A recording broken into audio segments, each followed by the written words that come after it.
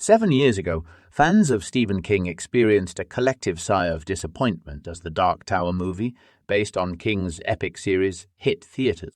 What should have been a cinematic celebration of one of King's most cherished works turned out to be a box office flop, leaving many wondering if the universe of the Dark Tower was forever tarnished on the big screen. The film, with its PG-13 rating and loose interpretation of the source material, failed to capture the depth and complexity of the books, resulting in a forgettable experience for most viewers. But time heals, or at least it helps us forget. Since then, the idea of revisiting Midworld, the desolate, multi-layered universe where Roland Deschain's saga unfolds, has continued to tantalize King's devoted readers. With whispers of new adaptations and recent comments from King himself, could there be hope for a return to this beloved world? Let's dive into the clues and speculate on what the future might hold for the Dark Tower universe. The Dark Tower series stands as a monumental achievement in Stephen King's literary career.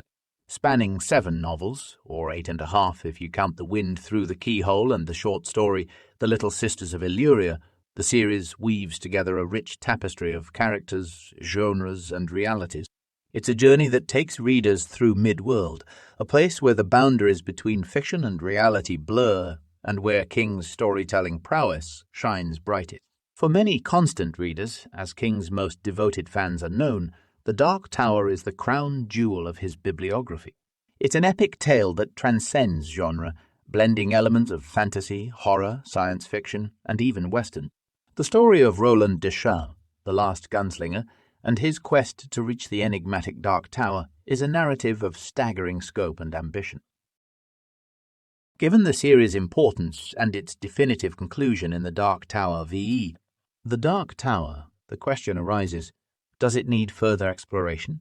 On one hand, the series feels complete, a closed circle that leaves readers both satisfied and haunted. On the other, the allure of Midworld and its mysteries is undeniable. Could there be more stories waiting to be told?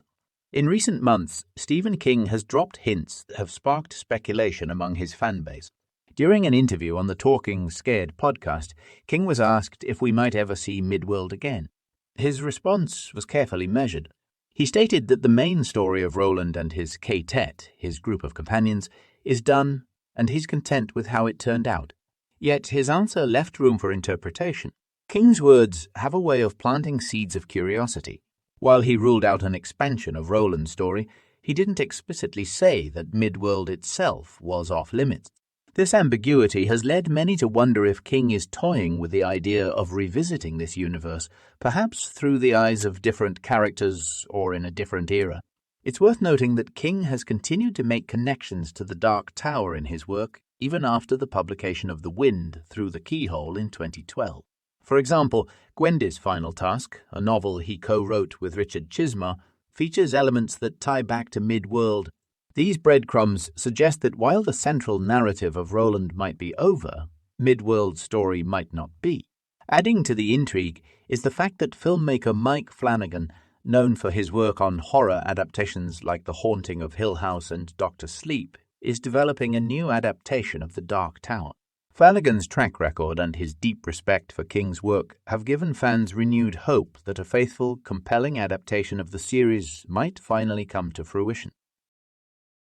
If King were to write a new Midworld story, it could create an interesting synergy with Flanagan's project.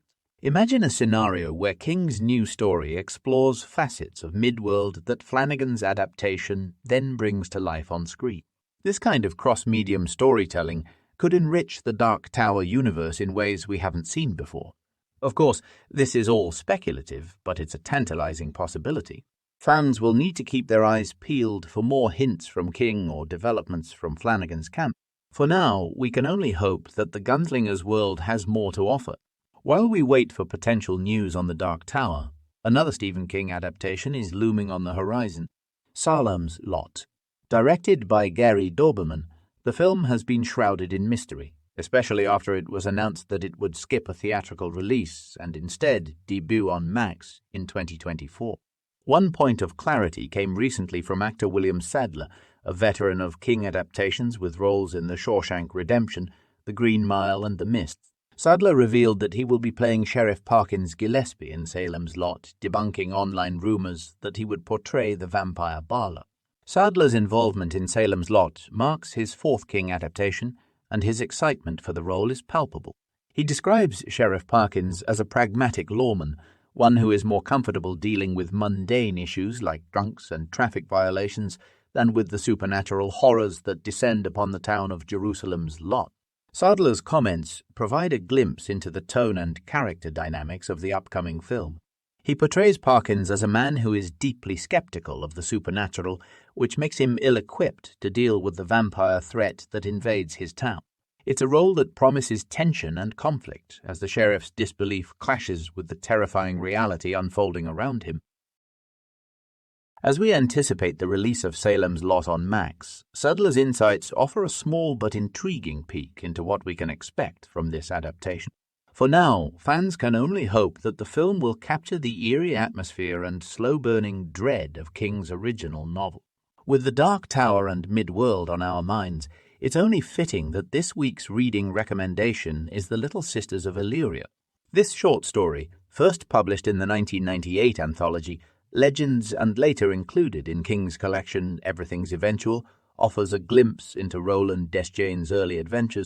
The Little Sisters of Eluria finds Roland in the titular town, where he is attacked by slow mutants and taken in by a group of mysterious nuns. As he recovers from his injuries, Roland begins to suspect that these nuns are not what they seem. The story is a blend of horror and suspense, showcasing King's ability to build tension and create memorable characters within a limited page count. For those who are new to The Dark Tower, The Little Sisters of Eluria serves as an excellent introduction to the series. It's a self-contained tale that doesn't require prior knowledge of the novels, making it accessible to both longtime fans and newcomers. As we reach the end of this discussion, it's clear that Stephen King's legacy is far from complete. Whether or not he chooses to return to Midworld, his influence on the world of literature and film continues to grow. The possibility of new Dark Tower stories, coupled with upcoming adaptations like Salem's Lot, ensures that King's work will remain a topic of conversation for years to come. For now, fans can only speculate and hope that King's cryptic comments will lead to something more concrete. Perhaps one day soon, we'll find ourselves once again journeying alongside the gunslinger through the vast and mysterious landscapes of Midworld. Until then, we can revisit the stories that have already captured our imaginations and wait patiently for whatever comes next.